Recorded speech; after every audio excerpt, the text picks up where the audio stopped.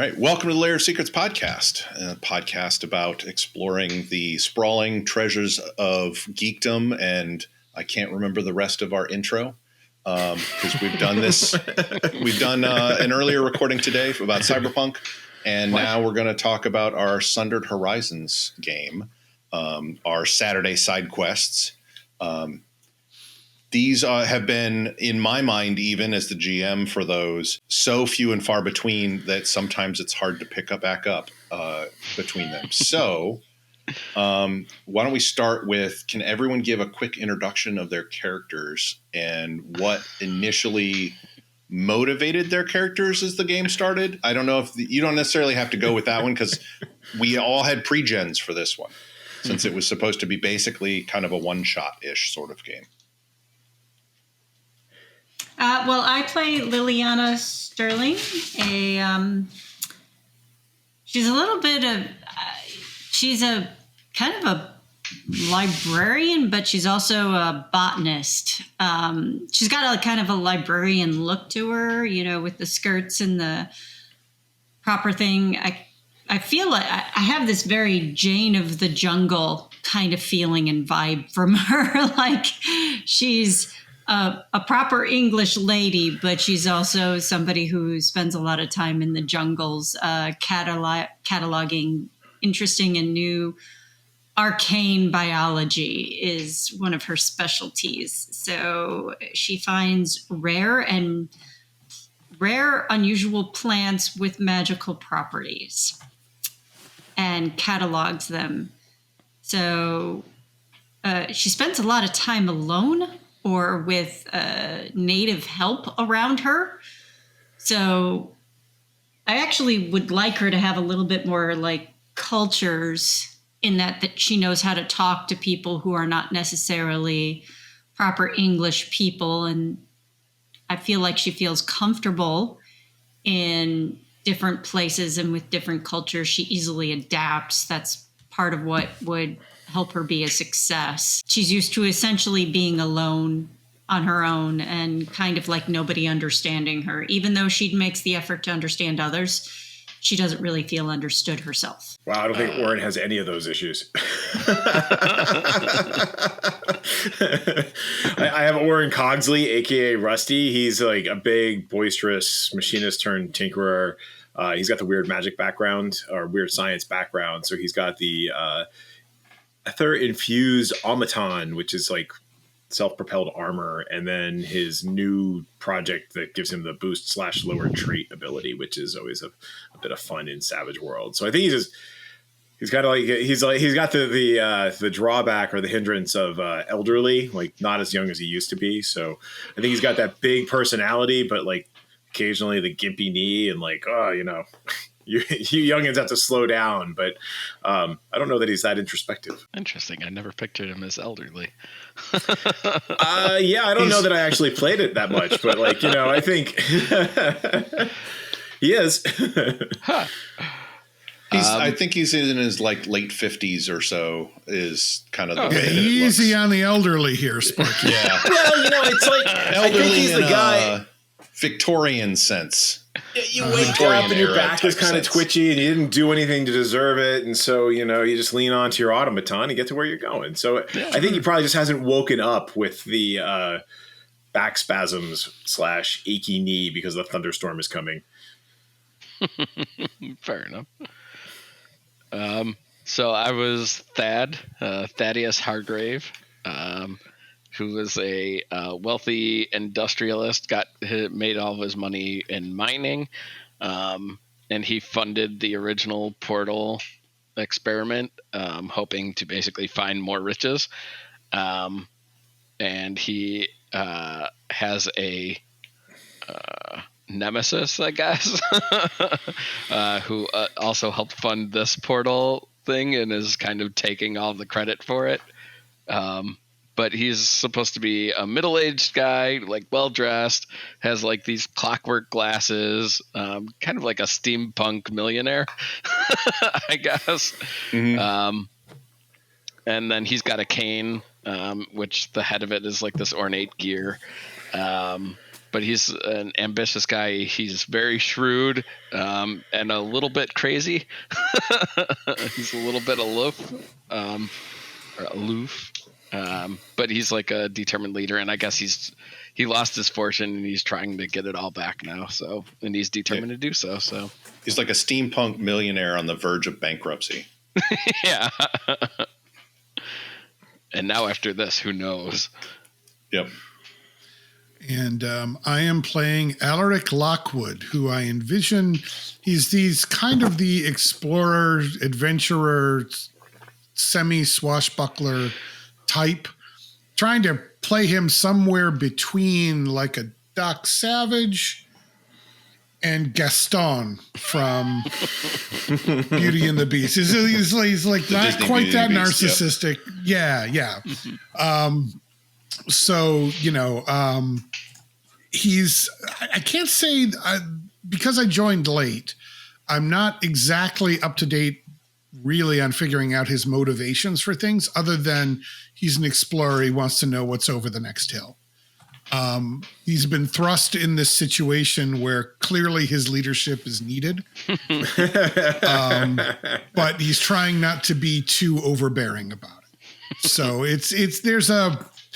I'm trying to, when I play him, I try and walk the line between narcissist, scoundrel, and actual explorer. And there's some place where those three things combine that is him. For those who are like, this is maybe their first episode of it, the idea behind it is the Sobralia Federation, very much like in English or maybe Dutch or one of those other empires, has just gotten out of a war with Astrakia.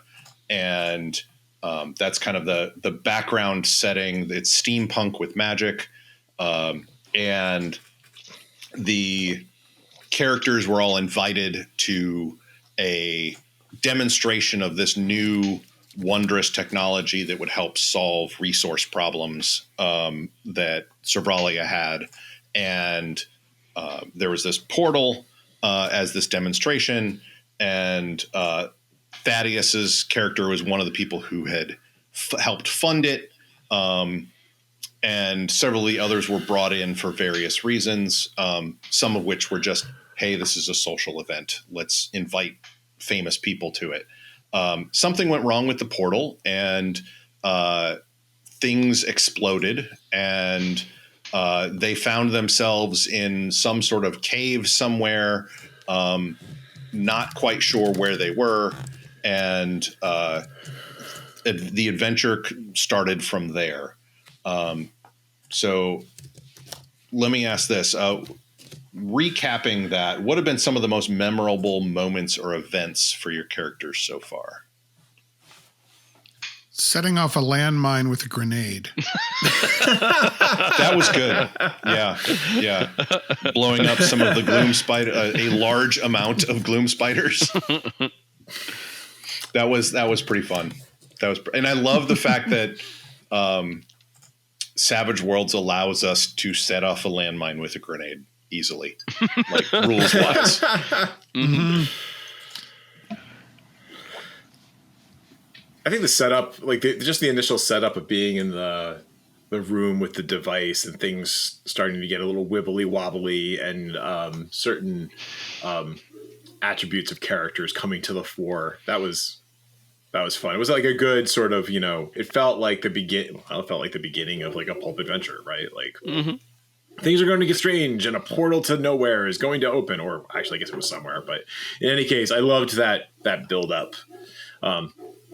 And venturing through the portal because I love Stargate, but I liked the fact that it was like, even I think our characters knew something's going to go wrong with this portal. Right. Something is going to break here. Whose fault is it going to be? So like every time one of us like even approached it, we were like eyeballing them. Like, what are you doing?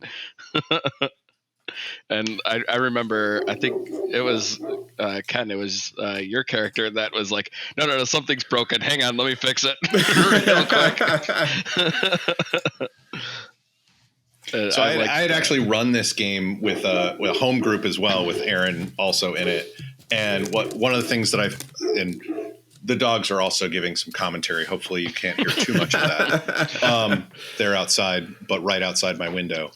But what was interesting is in both games, one of the characters messed with the portal in some way. And so who knows? Was it because the characters messed with the portal that things blew up, or was it going to happen in the first place? It's in this game, Orin was like, oh, things are out of alignment. Let me fix that.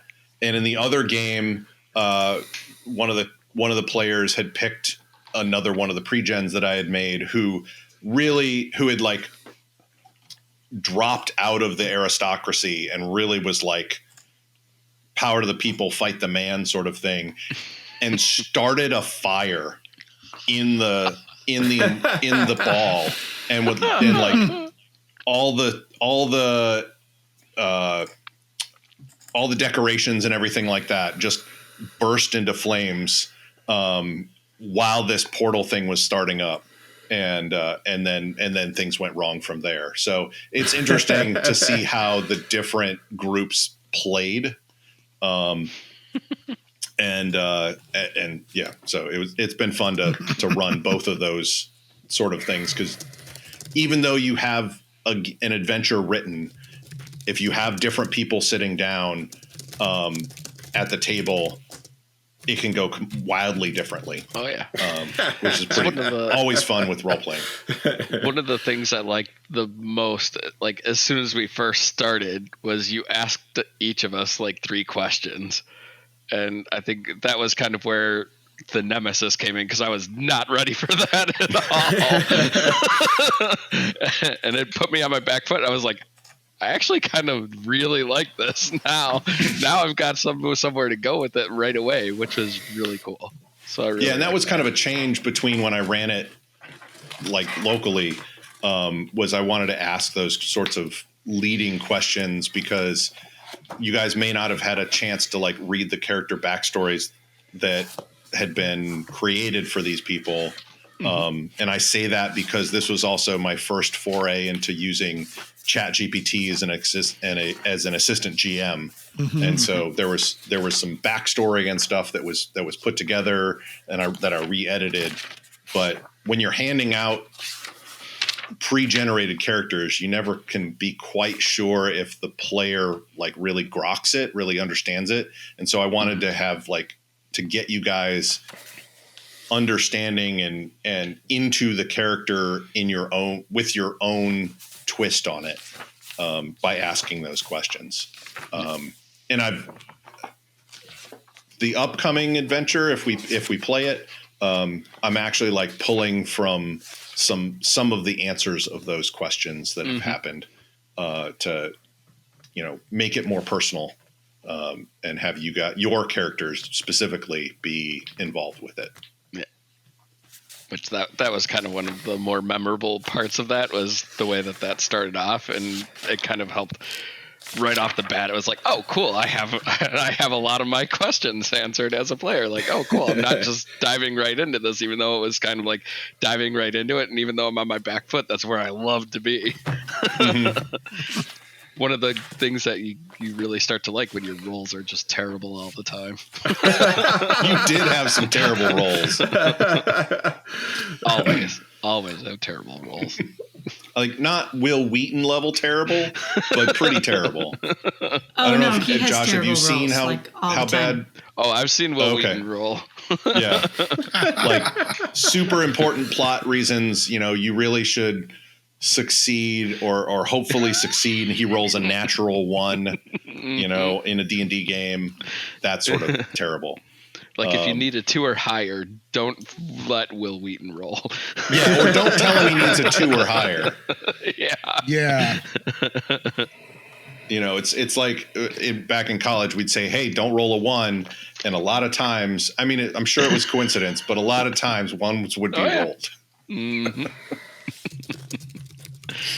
Any other memorable moments come to mind?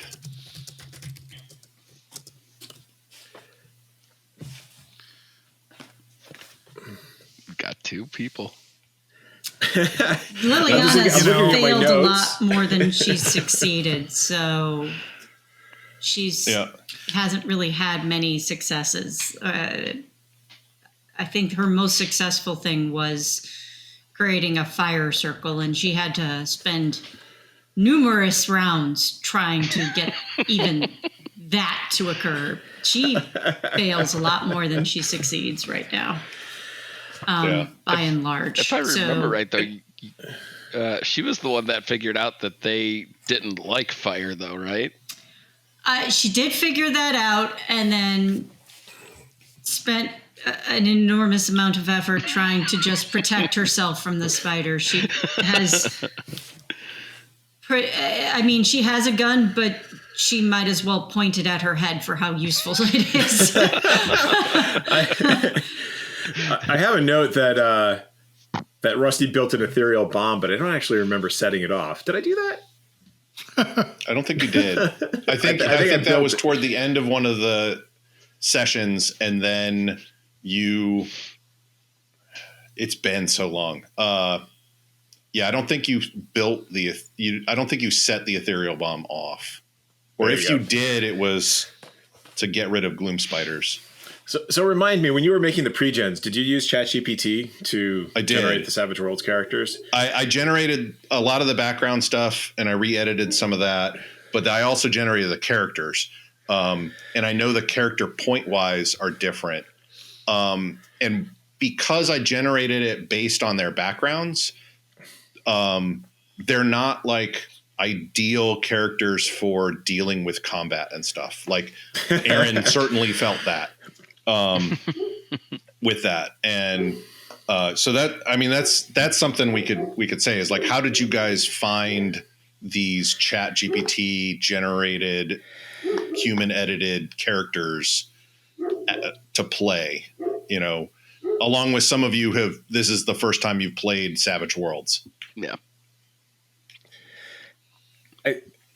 I think, I don't know. I feel like, I'm just looking at Orin again, and I feel like it did okay, but I don't know that it got everything right. And so I suspect. I know some of the point values are off. Right. So, I think my in general, what I found with ChatGPT, although I haven't tried it in a while, is like, it gets like maybe 70% of the way there, and then it makes up the remaining 30%, which may or may not be rules. And that's just with Dungeons and Dragons, right? And it has issues with like spell progressions and stuff like that. So I can see how it would have issues with, say, the weird science powers. I don't know how many weird science powers Rusty's actually supposed to have per like rules as written. But so I guess actually check in my experience, I think I did, but it's been a while. Because it has great promise for being able to streamline character creation, right? So when I was doing my prep for my Mutant Crawl Classics and Mothership games for Mepicon earlier this year, I really tried to use it to help do that, because character creation can take so long. And I just ended up like manually hand rolling things because it just does not understand Mutant Crawl Classics. Straight up, it doesn't get it. So, but overall, it worked. It was good enough for our purposes, right? And I think, a lot with Savage Worlds, and I think we talked about this when we were delving into it more deeply in our Savage Worlds specific podcast, right? Like, attributes can be tough, because if you want to be good at a thing, then you need to have a higher value in there. It's really important. Mm-hmm. You can't, diversifying is a thing you can do. You can have a D4 in all your skills and get more skills, but, and the wild die may save your bacon, but overall you're going to fail more. Yeah. And I think that's, go ahead, Josh. Oh, I was going to say, it's an interesting dichotomy though, because a D4 will probably also explode a lot more than a D6 will. Yeah. So even though you're worse at it, when you do hit it, you tend to hit it hard. Yeah, no, definitely. Yeah. And that can make for a very interesting character, which I think is one of the reasons why I love Savage Worlds, because it's very unpredictable from a dice perspective, and that can really drive your character. Yeah. I like the looseness of Savage Worlds. It seemed to fit this game a bit better because it allows for a lot more interpretation, and not everything is codified. That's one of the things that has happened to like Dungeons and Dragons throughout the years is you used to have some very specific rules, especially for combat, but everything else was very nebulous. And then as each edition of the game has progressed, more and more things become codified. There's the infamous how do you grapple in third edition sort of dilemma. And it's like, just roll some dice and grapple and just make a choice. You don't have to be 100% fair every single time. You don't have to go, I built my character specifically so they can grapple a dragon, that sort of thing. There's some min-maxing stuff that can be fun there, but it's also just, hey, I'm going to play Savage Worlds and I want to punch a T-Rex in the face. And that's totally possible. And you don't have to specifically create your character to punch a T-Rex in the face and survive. Mm-hmm. Right. So who of us had played Savage Worlds before? I know I had. I know Chris had. I had not. Aaron and I could technically say that we had because I ran the one shot here, but I'm going to say no. This was my first time running and or playing Savage Worlds, and I picked it up really quick. I liked it. Yeah, I had a couple questions on the rules and stuff like that, but overall, they were kind of small things. Yeah, and I am sure we got a lot of them wrong. Oh, probably. We had fun with them, and I don't think it hurt the game at all. Yeah, all of this, the rules are always subservient to the story, and I know there are many types of gamers in the world, and there are people who really enjoy trying to model the real world in a game setting, but that isn't me. I want the players, when I run, I want the players to have fun. And if we're not having fun, there's no point to anything we're doing. We're not gonna fix the world. We're not gonna change anything. This is a hobby. This is like playing video games that some people really like the super hard video games. But that's not what I go to the games for. And that's kind of, I'm seeing this thing happen with D&D. It's been a long slide. But like everything that I'm seeing about their next version, their one D&D effort, all of it is just, boy, there's going to be a lot of rules. God, there's so much that you have to memorize for the intersection of your tiefling rogue that's been to Sigil, but then has half-blood characteristics of a dragonborn on Thursdays. And it's just, I'm sitting here reading all of this and going, this is why I keep going back to Savage Worlds or, some of these simpler systems where, look, I don't want it to get in the way. Yep.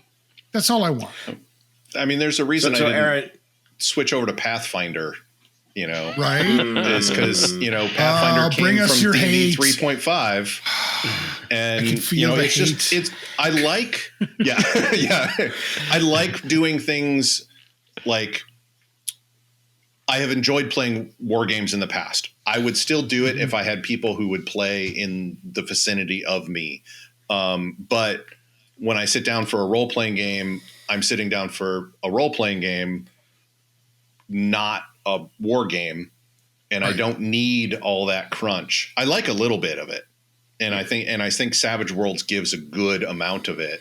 2D20 seems to give a good amount of it. The Modifius 2D20 system, although they keep drifting it between each setting that they come out, so I don't know what the true system is. But I like a little bit of crunch, but not too much. I like to be able to see the characters and the role playing happen and not have a combat take an entire game session for 2 rounds. Yeah. I have a question for Aaron in particular, because you were talking about your character, and I think Aaron likes to have those cool backgrounds and she probably gave more insights into her character than any of the rest of us gave. The dice. So how do you feel like mechanically your character is playing out? Like, do you feel like you have to change it to get to it, or are you just like, I'm just going to go with whatever the dice tell me? Like, is there a disconnect between what you're rolling and your vision for the character, I guess is my question. I've just kind of folded in the failure into her. There you go. She experiences a lot of failure, and so I think she's got a growing disappointment that maybe she isn't everything she thought she was in her head, and maybe she's really not meant for all of this. So I've just kind of folded that into her as like maybe I think she's kind of coming to the realize that she was propped up, and that she's now that she doesn't have her team behind her of hired, for better word, kind of Sherpa people that are behind her and carrying. Maybe she was carried a lot in her career and in her successes. And I've just kind of folded that into that. And she's coming to probably terms with some bitter reality. Yeah, I like, for me, I see where you're going, and like a lot of the physical things, like setting up a camp or doing a lot of other of the physical labors and stuff, I could see that her support staff was not necessarily, it was more competent at that maybe than she was, but like the research side, I think she's pretty darn good at. The problem is that you haven't had a chance to really use that side in the game so far. You don't combatively research. You don't combatively research. Not usually, no. I mean, like, we haven't gotten to the Evie in the Mummy series where she's reading and interpreting a book that her brother is reading across the room as he's trying to parse it. But then she's like, it's a bird thingy. And then she's like, oh, it's a Amenophis, that sort of thing. Then that hasn't happened yet. Right. Which I think Savage Worlds can lend itself to doing those kinds of things, because it does have social challenge rules. It does have the equivalent of like a simpler skill challenge, right, where you can complement each other like that. But like you say, we haven't quite gotten to that. Yep. So to you, I think there's some growing self-doubt in Liliana. And so she's getting quieter and quieter because that self-doubt is coming in there. So looking back, is there anything you would redo as part of the campaign or as part of the set of games so far? What would it be? Why? Or what lessons have your characters learned, which goes straight to Liliana, which you were just talking about? As you've gone through, what have your characters found valuable and or interesting? If we can remember that far back.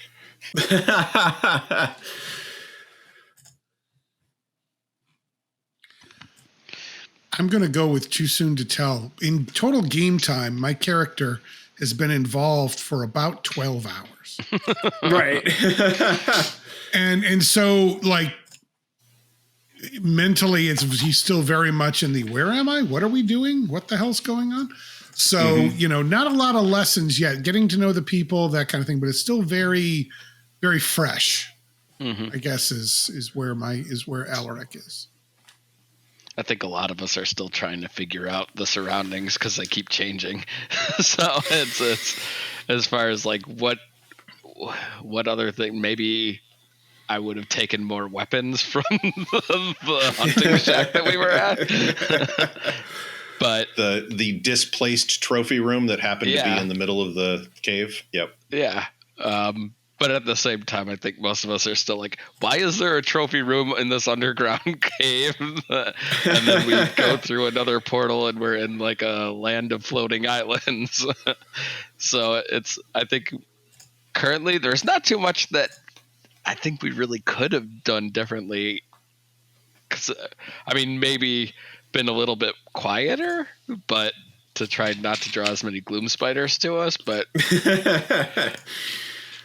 overall, I don't know. Gotcha.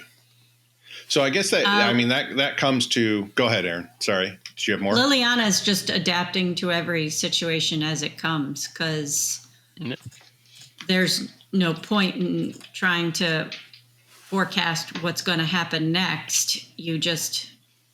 So she's in a very reactionary state, and I think all the characters are. They can't think of what they're going to do next because they're just reacting to everything that's going on around them. So that brings me to a question: is should we continue this game? I've got some ideas of it, but one of the things that I do when I run a game is I like leaning on the characters' backstories. But I made a mistake here, or put myself in a sticky situation where I have completely separated you from the entire planet that you lived on. So how do I pull in those character backstories if you're not where you normally are? And so it makes the game a lot harder for me to pull on the role-playing strings for you guys to act and react to. I would like to continue to play Savage Worlds in some fashion. I'm not particularly bonded to this world or this game because, again, it's hard to follow initially for me because of exactly what you talked about. You've taken characters that were in an alien world to the player and put them in another alien world. Yeah. And it's kind of hard to... That being said, I like the way you run. And so if we were to do a situation where you have a world you want to play, and maybe it's even this one, and we go and create characters for that world that have backstories like we did for Cyberpunk, I think that would hook me in. It would help me feel more attached to the game. Like right now, if we don't pick this back up, it's okay. It's no problem. If we do play it, it's great to get together to play. I don't have a lot of emotional investment in it at this time. Gotcha. See what I mean? Yeah, and that's part of why I was bringing this question up is there was another RPG blogger out there who said there was like when he runs a game at the end of like session 4 is like, hey, do we want to continue this or not? Are we having fun with this or not? And so this is kind of the quote unquote session 4 area because, it's like, is the game really gelling? And there are parts of it that are, but there are parts of it that aren't for me. I'm seeing something in your storytelling, which is interesting because it reminds me a lot of that Lovecraft podcast you recommended to me and a couple of the BBC podcasts that set up, I think J.J. Abrams called it puzzle box fiction. You have set up a series of riddles that thus far have had no payoff. Now, in puzzle box fiction, you almost never get a payoff. One thing leads to another, which leads to another, which leads to another. But there's no climax and denouement, right? It just kind of keeps going. I find that kind of storytelling. I'm going to need a payoff as a player. I'm going to need a payoff. I'm going to need an answer. I'm going to need a clue. Like in the next game, if I'm going to continue. This is not a criticism of you. This is just I know the things you were listening to and I see it coming out in your game. And, interesting. Okay. And that's okay. I don't want to come off as I'm criticizing your style, David. That's no, it's fine. I'm just saying that I like the riddles, but like you said, we've gone from alien place to alien place to alien place. I'm going to need a little bit of information now. I'm going to need a little bit of whether it's an info dump or we discover, someone else has been here before us or something that partially explains a little bit of what's going on. Right. Yeah. And I agree with that. That is some of the games that Aaron and I used to play back with our old group when we lived in Illinois back in college.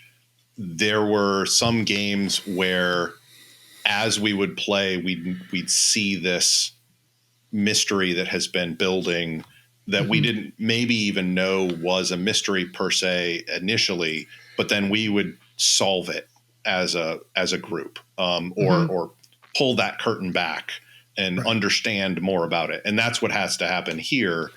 But, with the characters as they are, it's hard for me to pull those background pieces or have you go and talk to people that your characters knew, because you're completely separated and cut off from those people. And Unless we like do one of those stuff, though. Yeah. And so like I'm having a hard time. I can come up with dungeon crawly type games, like you go through the quote unquote Stargate and here's your adventure and then you come home. And those can be fun, but they aren't satisfying to me. I want to see the character not creation, but character development. I want to see the story of the characters, and have them solve their own mysteries and problems. I don't necessarily want it to be just a dungeon delve. Let me recommend something to you. And I know we were going to talk about tools. Go take a look at Worlds Without Number. Okay. From a GM tooling standpoint, his whole point, the thing that Kevin Crawford puts out there is the idea of sandbox gaming, where everything is driven by the desires of the characters. Yeah. And so I think there's a hybrid somewhere between what we've got currently. And, so we need to be able to go and explore and find things, but those might help spur that emerging story for you. I want to let everybody else speak because I've been monopolizing it, but I also want to hear from you, David. Do you want to continue with this game? Well, that's part of the reason why I brought it up is like, I am not satisfied right now with the game. Okay. I would like more character development. I would like more role playing between all of you, but I don't see how I can accomplish that with the game right now as it is. So like, if you guys are still interested in it, I will try to figure that out, and probably lean on you guys and say, how can we do this, and do it. But I am also just fine with going, that was fun for a little while. Let's figure out something else for our Saturday side quests. Yeah. I like the system. If we are going to stop, you need to send me like what that whole ChatGPT like where this was going to go and everything, because I need answers. I will let you know. Most of it has been like, here is the setup for the game. There was no ending for the game that I put together, but I'll let you guys talk for a little bit more, and then I'll tell you like what actually happened with the portal and where I was thinking of having the game go. Okay. That's more what because I was like, that's the stuff that I'm like, if you don't tell me what that is, I'm going to explode. If we're going to end this and I'm not going to get the answers, kind of like what Chris was saying, like, I need some answers though. Because otherwise, I will go crazy in here because I'm just going to constantly think about it. No, I won't be like, hey, you're 4 seasons into a show and it didn't get renewed, so you have no idea what happened. Yes. Right. I won't do that. I think because I just came out of, again, prepping 2 adventures for Mepicon, and so for that, especially when I did the Mutant Crawl Classics adventure, because Mutant Crawl Classics can be so just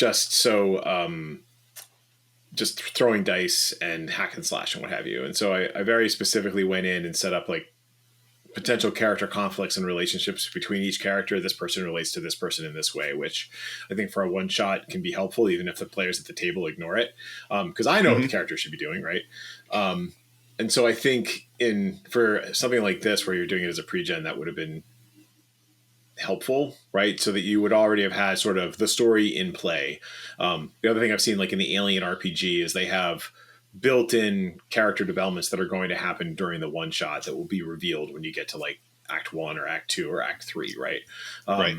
And I think I did the same thing for Mothership, where I was trying to like purposely give people those hooks so that when they when you would react. I think my characters there were less detailed from a background perspective, but the plot was going to drive important decisions, right? Which would give the character something to react to. So I think overall, like, I haven't played enough to be able to make an informed decision. I love Savage World, so I'd play some more. We could treat this as like the pilot where we learned stuff. And then, you know, you basically do the season, the new pilot, right? Like this is the, like Star Trek, right? With, you know, Captain Pike. And now you do the pilot with Captain Kirk, right? New team, similar setup, but everybody brings in their own characters. And then you've got that background to tease from. Because I mean, I think the setting is interesting. I like steampunk and I like the idea. I think world hopping just is inherently problematic, as we saw with, like, especially with Stargate. Certainly can be. The last Stargate one, Stargate Universe, where they purposely left every world behind and you will never go back again. And that introduced drama and tension. But unlike regular Stargate, where everything was building up, right? Yeah. Like, you got lost in space, basically. And it can be hard to keep the story going forward. So I don't know if that's part of what you're struggling with. Gotcha. Yeah. Yeah, it is partly. As far as the system goes, like the system itself, I love it. Like, it's super easy. It's super simple to figure out. The only weird part that I saw was the I guess getting initiative, doing the cards seemed a little out of place to me. So the cards, that was a little weird too. So Savage Worlds, the first Savage Worlds game, the intent was to create a system that had a little bit of crunch like D&D, but combats ran faster than D&D. And this was back in the 3.5 days, I think. But the first true Savage Worlds game, I believe, was Deadlands, which was a Weird West game where the magic was done via gambling and poker. And so using the cards kind of added to that aesthetic. Huh. Interesting. So that's it's just like a leftover then. Yeah. Yeah, but I think it purposely create, like, I didn't play it with you guys in Roll20. I think at the table there is drama from throwing cards. And there is. And there's an excitement to seeing what card came up where that I don't know necessarily translates well into Roll20. Because there's a dynamic. We don't get to really see each other's. And Savage Worlds actually has this nice form fillable PDF that you can print out, especially on cardstock, that becomes this folded table tent that has this little ledge that you can stick the card. You just lean the card in a particular spot. So like the GM would deal them out and then you'd stick the card there. So the GM would know exactly when everybody was going and could then, the initiative went really fast. So it's not like, hey, who rolled a 10? You know, who rolled between 10 and 15 and like writing it down all the time. It was completely visible to pretty much everybody on the table. You'd remember yours and you could see everybody else's. So you'd know who was going next as a player and as a GM. So yeah, I like that portion about it. I can see it being anachronistic in like, hey, let's play this weird steampunky game, but for some reason we have playing cards. You know, well, it was just like everything else is like rolls of D4, D6. Like everything else is using dice. Just that one part is like, we're going to do this weird. Okay. Yep. One of the neat things about that system, though, is no one can tie. Yeah. That is very true. Yeah. Right. I never even thought of it that way. So, like, it sounds like if we were to continue doing, I like the idea of with Ken of like that was our pilot. Let's make characters with it. I still don't. That would give me more of a background piece. But if I'm doing the world hopping bit, that becomes hard and problematic as well. So, you know, I'll think about it. You guys have given me some things to think about. Right now, I'm still thinking, hey, let's just leave it at the number of sessions that we've done, which means I think one more will come out next year. to finish off the cave portion. Okay. And everybody will understand what we mean by flying islands, because that hasn't come out yet for everybody. Oh, my bad. No, it's okay.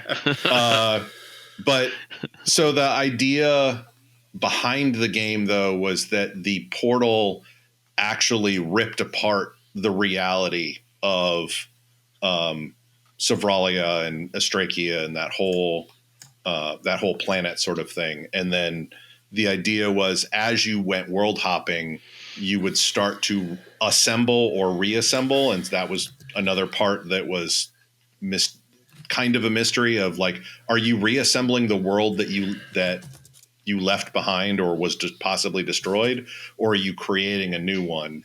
Because as you went through and either succeeded or failed, there'd be kind of like an evil leaper sort of thing from Quantum Leap sort of thing going on there. Okay. Where you'd have other people trying to do the same thing. As you went through, you would get more. Oh, you muted yourself. Yeah, you muted yourself, David. There we go. There you go. I hit the space bar, and every time I hit it again, it would double. It would hit it twice, I guess. Yeah, so there would be kind of like the evil leaper sort of thing, and or other groups that were opposed to you that you might have ended up being, you could have possibly allied with, or maybe not. That would all depend on you. But there was a limited amount of resource sort of thing where you were rebuilding or building a safe haven or hub for yourselves. Okay. And, it would be up to you whether or not you wanted to reassemble what you knew as your home. And the main scientist was going to be one of those people who were, I am taking a page out of one of Aaron's old characters of Jenna, who would do, like, she has a goal and she's going to do whatever it takes to get to that goal. She would do the shortcuts. She might hurt people to get to that goal because she sees the goal as the greater good, and the end will justify the means. And that might be a problem, for thousands of people eventually, sort of thing. You're unmuted, Aaron. Jenna would have had no problem with shake and bake. Yes. Just to be sure. Jenna shoved, sent ice meteors into the Elven Empire. She was an elf, by the way, into the Elven Empire to stop them from interfering with some of the plans that she had. You do. I'm a Like big you fan do. of chaos. I love it. Price of doing business. You got yourselves involved in this, and Yeah. Yep. You found out. That was Jenna's viewpoint. Yep. Was Go ahead. Roll20 helpful for you, I guess, David? Yeah, it was actually Roll20 was really helpful. Any virtual tabletop would have been helpful. Owlbear Rodeo would have also worked pretty well. I used Roll20 because I had the Savage Worlds expansion piece in there. So it gave us the character sheets and it gave us cards and bennies that I could hand out, which Owlbear Rodeo, at least 1.0 didn't do. I'd have to be much more manual about it. It helped it feel more like an in-person game, which was nice. I like how over the years Roll20 has improved in some of those areas. It's a lot smoother than it used to be. Ken, did you get to use the Roll20? Because you've played this in person, right?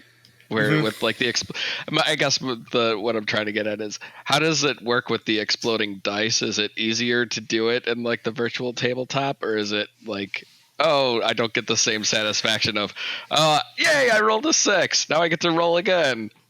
I think there's a lot more enthusiasm and So I did Savage Ring World with my own group, and so we played using Roll20 and what have you. And I think there is a tactile, real world experience to Savage Worlds that just can't get captured by a virtual tabletop, because you roll the 6 and then you roll it again and then again and again, and the tension at the table goes up with every roll.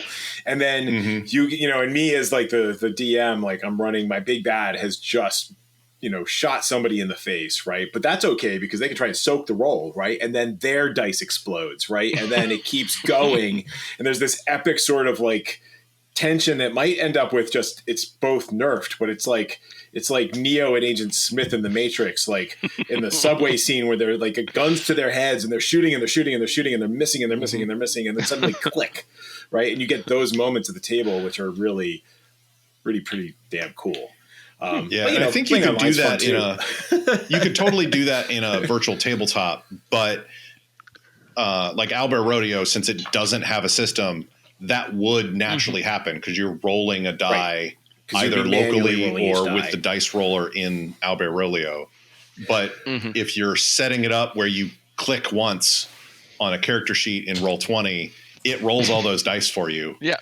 And you don't. And you're like, oh, look, I did something amazing. Yeah.